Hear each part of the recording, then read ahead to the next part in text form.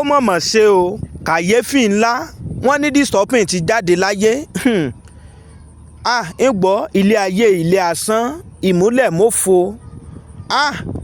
kódà ń gbọ́ yéé mọ̀mọ̀ ó mọ̀mọ̀ lágbára o ó tọ́ in fact kàyéfì ńlá ni yé kódà wọ́n sọ pé fọ́nrán ọmọkùnrin mọ̀mọ̀ ṣe lánàá ní online gbogbo wọn ó ṣe ó wà níbẹ̀ kódà kàyéfì tó wá tó ń yanilẹ́nu nípa ọ̀rọ̀ kú ọmọkùnrin tán pè ní Dstopin ni pé orí láìfù gan ló tún wá kú sí fọ́nrán náà ìyá rí nínú fọ́nrán tí mo mú wá sí etí gbọ́ gbogbo èèyàn olólùfẹ́ Kúnlé Ìjẹ̀ṣà kí Ọlọ́run Elédùmarè kó bá wa tẹ́ Dstopin kó bá wa tẹ́ sí afẹ́fẹ́ rere ó lágbára o ilé ayé ilé asán ọ̀run nìkan la rè mọ́ bọ̀ ẹni roko ẹni rodò ó máa padà sílé o ilé ayé ilé asán mọ̀mọ́ ni o ó ga o ìyẹn olólùfẹ́ Kúnlé Ìjẹ̀ṣà yẹn ọmọ Nàìjíríà káàkiri gbogbo àgbáyé ìmọ̀jẹ̀mí gbà yín lákòókò ní tó wájà àwo fọ́nrán.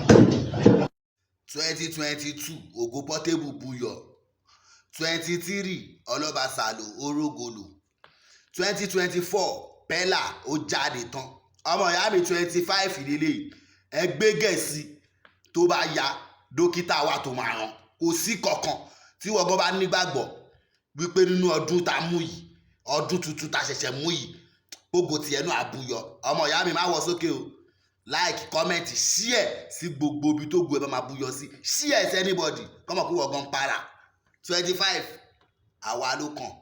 Ikú dédé àsìkò gbogbo yín olólùfẹ́ Kúnlé Ìjẹ̀ṣà káàkiri gbogbo àgbáyé níbikíbi tẹ̀ ń tẹ́ ń gbọ́ wá tẹ̀ ń tẹ́ ń wò wá ìṣẹ̀lẹ̀ kàyéfì tó ṣẹlẹ̀ tó ṣeni láàánú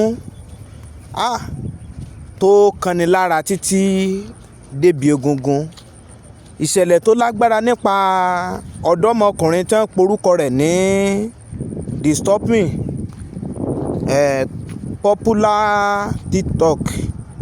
popular TikTok tán porúkọ rẹ̀ ní Dstopin ìròyìn mọ̀mọ́ kàn wá lọ́wọ́ níwájú bẹ́ẹ̀ pé ọmọkùnrin mọ̀mọ́ ti jáde láyé o ó mọ̀mọ́ ṣe o kàyéfì ńlá nìyí o ilé ayé ilé asán ìmúlẹ̀ mọ́fo ẹni roko ẹni rodò á padà sílé o ilé ayé àwa náà jáni ọ̀run nílé gbogbo rí à débi pé fọ́nrán ọmọkùnrin mọ̀mọ́ ṣe ní àná lánàá kódà fọ́nrán gan ìhárí nínú fọ́nrán mo mú wá sí etí gbọ̀yìn láìfù tó ṣe lánàá and then kódà ìwádìí tó jẹ́ kó yé wa pé ọmọkùnrin nígbà tó jí láàárọ̀ tí orí láìfù lọmọkùnrin mọ̀mọ́ kú sí o ṣe wá rí i pé ilé ayé ibẹ̀ àfọwọ́bá filẹ̀ ni àfi ká ṣe jẹ́jẹ́ ká ṣe pẹ̀lẹ́ ó mọ̀mọ́ ṣe o Iku Doro ikú wọlé ọlá ikú mọ̀mọ́ wọlé ọlá mọ̀mọ́ balẹ̀ ọlá jẹ́ o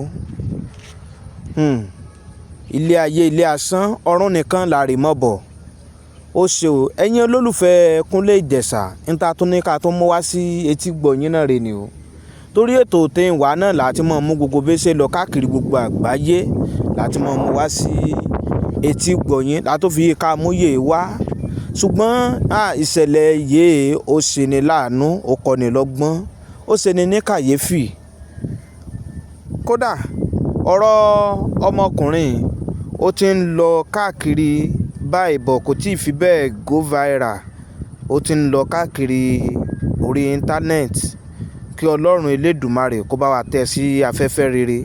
Ìwọ ó lágbára o, ìṣẹ̀dá ká ṣe rere. Ǹjẹ́ ká gbélé ayé ká ṣe rere o, torí gbogbo oore àná là á dágbádá kú. Ẹni ṣe rere ó máa kú o, ẹni dẹ̀ ṣebi náà á kú. Kí Ọlọ́run Elédùmarè kó lọ́ra ẹ̀mí gbogbo oore a kó má jà kúkú ọ̀wọ̀ọ̀wọ́. Níta tó ń yí ká tó mú wá sí etí gbọ̀nyìn rè ní. Fáfàní yìí títí subscribe sórí ètò Kúnlé Ìjẹ̀ṣà. Kí a bá wa like, kí a bá wa share. Òyìn náà bá fẹ́ sọ lórí ètò. Ìwọ orí ètò tí ń wọ náà gbogbo fọ́nrán tí ọmọkùnrin disturbing tó ṣe, gbogbo fọ́nrán tó ṣe náà ni a rí nínú fọ́nrán. Ìwọ ìmọ̀jẹ̀mẹ̀gbà yẹn lákòókò. Ìyẹn olólùfẹ́ Kúnlé Ìjẹ̀ṣà. Ibi tá a rí mọ ní yé ilé ni. Ó mọ̀mọ́ ṣe o, òkú disturbing ọmọkùnrin tá a sọ̀rọ̀ rẹ̀ náà ní wò ó. Ṣé ń wá rí i pé ilé ayé ibẹ̀ ó mọ̀mọ́ lágbára o. Ilé ayé, ilé asán, ìmúlẹ̀mọ́fo. Àfi ká gbélé ayé ká ṣe jẹ́jẹ́. Ìmọ̀ gbàgbé pé gbogbo oore anámọ̀ la dágbádá kú o. Ẹni ṣe rere ó máa lọ. Ẹni tó dẹ̀ ṣebi náà ó máa lọ o. Ìjọ kan láàlà ìjọ kan fún gbogbo oore abíyé. Ìjọ kan náà ni gbogbo oore á pojú débi yé. Ìwọ òkú ọmọkùnrin náà ní ń wò ó. Ní tó wáyà gbọ́n tó sọ. Ó dà pé everybody ti ya wèrè. Èmi sọ bẹ́ẹ̀, ó dà pé ẹ máa lọ sin Mohbad. Ẹ lè fòkú ọmọ ọlọ́mọ máa ráàrè kẹ́kọ̀ọ́ fílẹ̀ ń bẹ̀. Mo rí fídíò kan, mo rí ìyá Mohbad, mo rí àdúrà tó gbé Liam, mo rí Wùnmí. Wà ó kẹjà síwájú báyìí tó kẹ́kọ̀ọ́ síbẹ̀. Tọ́dẹ̀ ń gbádùn, ṣé ẹ ní tarapọ̀ ọmọ tiẹ̀ kú ni? Gbogbo ẹ̀yin tẹ wà náà tẹ wà online, olórí burúkú ẹ ti ya wèrè. Gbogbo yín bára yín jà. Ṣé justice náà kọ́ everybody ń wá ni? Gbogbo yín náà lè bára yín jà. Owó ló ń díjà yín lẹ̀. Ẹ ti ṣí èrè. Ṣé ní tọmọ yẹn bá pé 2 years níbẹ̀ yẹn? Pẹ̀lú gbogbo wèrè tẹ́ náà ń wá justice tẹ wà online, tẹ́ ń ṣe platform.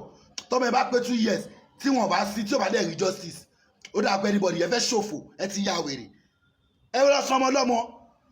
Ọtí ẹgẹ pàtì ọmọ ọtọ ẹtì ayé yìí ti bàjẹ́. Ẹ ṣọmọ ọlọ́mọ wẹ́lẹ́wẹ́lẹ́, ẹ já fún lọ́tọ̀, ẹ náà ṣe autopsy. Wọ́n ṣe fídíò ẹ̀, wọ́n gbé kinní ẹ̀wà projector sínú kóòtù báyìí. Mo rí bó ṣe Mohbad báyìí. Tattoo tó yà yẹn ni mo fi dá mọ̀ pé Mohbad ni. Ọmọ ọlọ́mọ ti rí bàṣàbàṣà. Ìgbẹ̀yìn náà máa rí bàṣàbàṣà ni. Joseph Alopawa ṣe justice for Mohbad, and I will continue to do it to the best of my ability. If you don't fight for something, you will die for nothing. I want to fight for justice for Mohbad. And if I so passed away, like the gentleman that just passed away, may his soul rest in peace. So be it. I will not be chickened. I will not be afraid. I will be bold and strong in be able to say what I want to say. That is nǹkan tí mo fẹ́ sọ. Ìgbà tí mo rí nǹkan tí mo rí, everybody I know, but I wasn't. That's why I don't come on platform and fight anybody, because I know it will come to pass through. That useless bigoted wife or girlfriend said something, and the prophecy is becoming to pass. I have known that she was right long before when I was getting report. I even have to pay off my dictator. I said, no, I'm not in it. Let me do it my own way. Wumi was right. If we know what we're supposed to know, I'm a soko. But now, this very day, Latisne, how do you feel? How do you feel to what your Wumi said? Kiniachi, what do you see? Is it wrong to say the right thing, even if it affects? I was following Joseph Aloba, but I'm no more following it. But I was looking for justice before I met Joseph Aloba, and I will still look for justice after meeting him, because I want justice for Mohbad. Nobody is going to cheat Mohbad. If I had my way, I would have told Onile and the rest not to be afraid, to stay, and let's carry tó bá tó láti panijẹ kó wá panijẹ tó bá dé lè panijẹ kò ní dún màwòrò mọ́ ni mọ́. But it has already taken place. If I had known, you know, and it's unfortunate, but I don't think we should check it out. I think we should be stronger. I think we should be determined. Cowards dies many times before their death. Only the villains never taste death but once. I am not afraid. We should not be afraid. I passed the place today. If I had known this was happening, I would have come to give solidarity to Onile. What I'm going to do next, I don't know. Yeah, I'm still there. Abi, it's not. We're not afraid. We don't get. Me, I will go there. We're not afraid. Police station, I'm agbeyan law. We're not afraid, but we need to do because for what? Ọlọ́pàá ló máa mú yòó ẹni tó máa fi sọ pé ṣe pé tó máa gbéyàn òun lọ sọ́run straight. For what? We can do other things. We can add to our program. That's my own point. Kò ń ṣe pé anybody ń bẹ̀rù kò sí kò ṣe anything a máa jáde padà náà ni but nǹkan tó ṣe ò make sense and àwọn tí wọ́n support wọn ò tún wá help matter ṣe understand so that's my point. I don't see myself, you know. I understand your another point. person's family tó bá tiẹ̀ wá jẹ́ ní tó mọ̀ á túbọ̀ ìdílé tí wọn ò mọ̀. Can you imagine? Kid boss, I understand your point. But we can check everybody more, including artists, pé nǹkan tẹ́mi mọ̀ nípa issue yìí. I am in for justice for Mohbad. I am for justice for Mohbad. I am ready to die for justice for Mohbad. Because ẹni tí ó bá sá. Yes, sir. Ẹ káàárọ̀ bàrà láti ẹ káàárọ̀ everybody. Mo fẹ́ confirm yìí kí ló ṣẹlẹ̀ sí onílé bàrà láti. Wọ́n lọ fẹ́ gbé onílé. Ó dà pé ó ní fi ọlọ́pàá threatening ẹ̀. Olórí burúkú ni wọ́n. Olórí burúkú ni wọ́n. Wọ́n fọlọ́pàá threatening ẹ̀. Yíwù mi Àná dẹ̀ gbọ́ tí bàbá Mohbad sọ pé can you imagine? Can you imagine? Me, I'm steadfast. Kid boss, I understand that. I know what you're coming from. Ricky White gbé láti jọjọ́ yìí.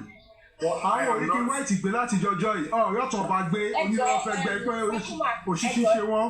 Ẹ jẹ́ there is God ń sọ̀rọ̀ ẹ jẹ́ ká gbọ́ wọn díẹ̀. There is God ń sọ̀rọ̀. Thank you. Mo béèrè lọ́wọ́ what do you call it lọ́wọ́ bàrà láti ní platform pé kí ó ṣẹ̀fọ́ nílé wá explain fún mi. Mo máa ń béèrè lọ́wọ́ pé okay Yíwù mi gbé. Same thing when I was running up and down because of Mohbad, for Mohbad to get justice. These guys stood by me. All the information you are hearing from me, this guy has been doing inside and out. No information that I give out. Is it the toxicology? Is it the autopsy? Is it the lawyers? Is it the police? Is it everything? This guy has been up to date. This guy has been saying the truth. This guy has been telling me everything that is going in Ikorodu. This guy has been following the inquest. Check out the episode. Is it what you want to use to pay this guy? At the end of the day, TikTok disturbing is gone. TikTok disturbing is gone. Is there anything we are fighting for? We are fighting for peace of mind. If you guys have done the right thing, do you think this guy will continue doing that, making sure that you people hear the truth? Because of Mohbad, when we are analyzing with what do you call it, Apanaro yesterday, that guy was still on live, telling people that it's going to inquest, that today we will get the truth. Look at what happened. Do you people give us peace? You people chopping the money. You people chopping GoFundMe. You people sending money to Baba account. Do you give us peace? Do you make us rest? Do you say the truth?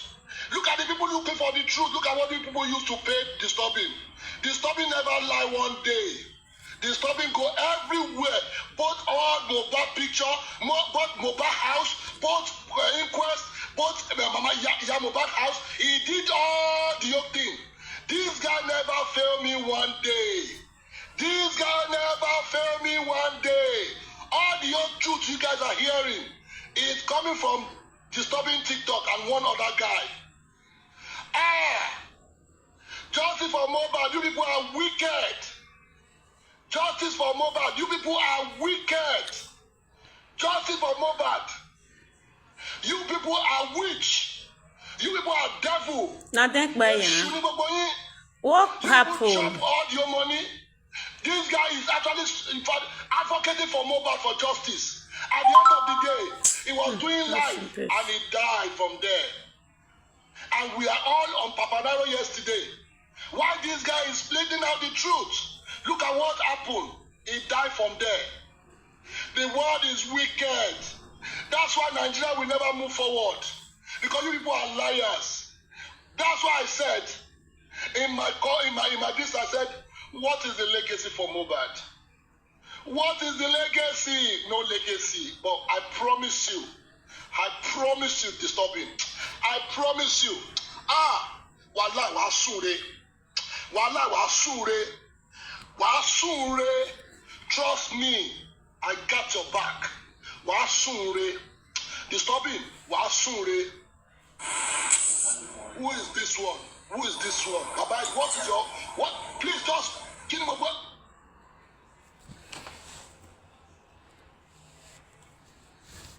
My God, this.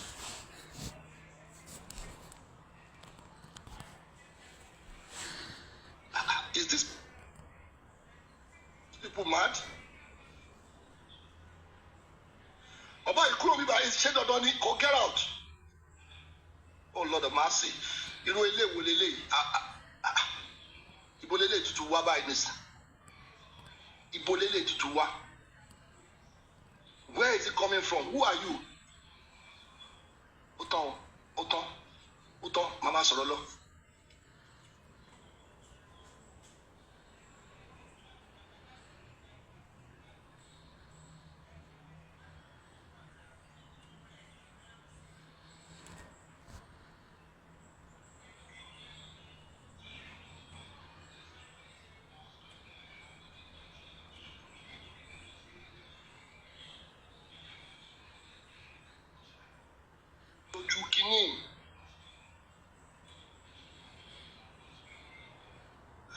Oh my God, this one is a bastard guy. How did he get here?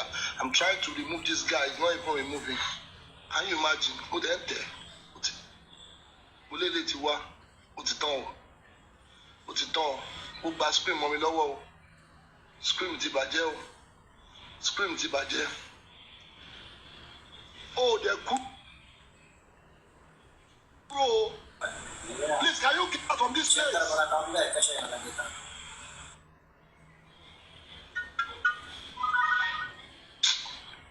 Oh my God.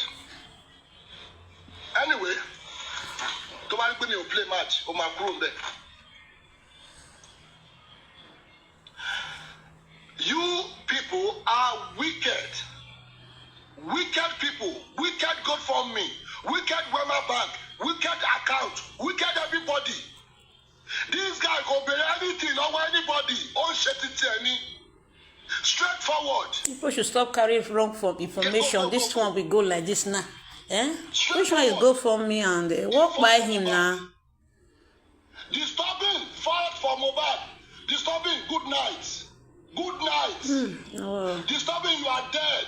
Rest in peace. Disturbing, Iku, my own disturbing. Iku. This guy is, oh my God. Let me just tell you how this guy find out all the old truth from Mohbad. Is it the house? On the internet. This guy is on the floor walking. Information about boy. Touching to keep a quest. Information about boy. This guy died this morning. While we are on Papanaro, this guy was actually doing life. They say where, and it just go down like that. Mm-hmm. So why are you not saying that it's good for me? Access Bank that killed him.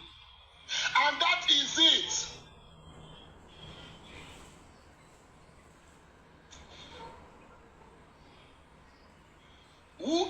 Daniel tó tún sọ pé you no go sleep well. Who are you? Ṣé Ṣàngó fẹ́ pa ẹ́? Ṣé Ṣàngó ṣó fẹ́ pa ẹ́?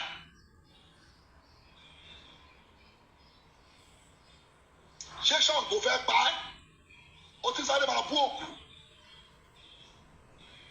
Ṣé Ṣàngó fẹ́ pa ẹ́? Okay, it's gone.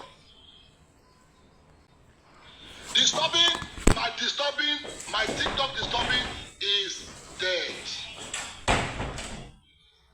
My disturbing is dead this morning. My disturbing TikTok is dead. My TikTok disturbing is dead. Oh my God. Oh shit.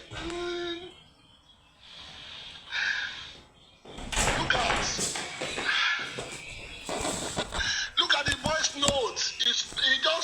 He sent me a voice note about 2 hours before his exit.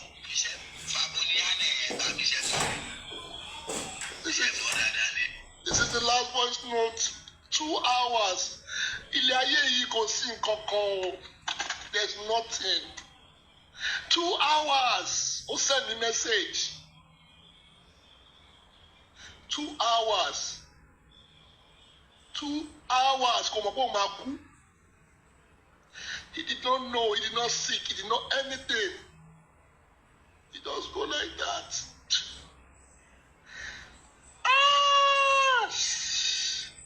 Tí n bá ní kó dùn mí, àwọn ilé ìgbé justice sórí, wọ́n ṣiṣẹ́, they wake up, they make people to feel like yes, you can entertain, they give you their time, but why? Can't TV justice? Do you think this guy will not escape all this thing? And this is exactly, you don't understand the kind of pressure, the kind of trauma. Like how can somebody die in the house? And the real Kuomoyela step. And the son to pa. Ni wa ditawa. Ni bati mo ba di sun ekun. I'm going. Mo ti fẹ́ kú, gbogbo yín tẹ́ dúró ẹ̀dẹ̀ ń wò mí. Ẹ lè wá solution, ó bá gbogbo yín jà. Fuck everybody. Ẹ̀dẹ̀ make sure pé gbogbo yẹn kú. Ikú yẹn ni disturbing wa kú sí. People are wicked.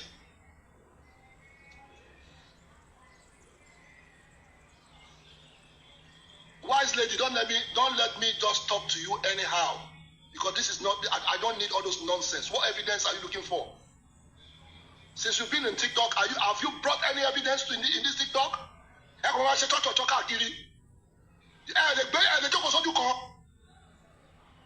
Everything. Is that everything we are talking about? We are talking about his music, his career. Music doesn't like better dancing. Exactly, be mobile. I'm telling you people, understand industry. Do you think anybody wish you well? This guy have talent. I'm coming. This guy produced a music in 2015. Another music artist there, Jorian, because of what? Let me tell you something. This topic time is educated, but level jura wọn lọ. Ó dẹ̀ gba orin yẹn lọ́wọ́ ẹ̀, ó dẹ̀ bench yẹ. Abúlé dẹ̀ jẹ orin yẹn mọ́lẹ̀, ó jẹ orin yẹn mọ́lẹ̀, ó dẹ̀ make owó, ó dẹ̀ ṣe stage. And they now did something to TikTok. Kó má bàa lè sọ̀rọ̀ mọ́. Nítorí Mohbad ló ṣe jáde. He's a producer. Right or no? Right? He's a writer.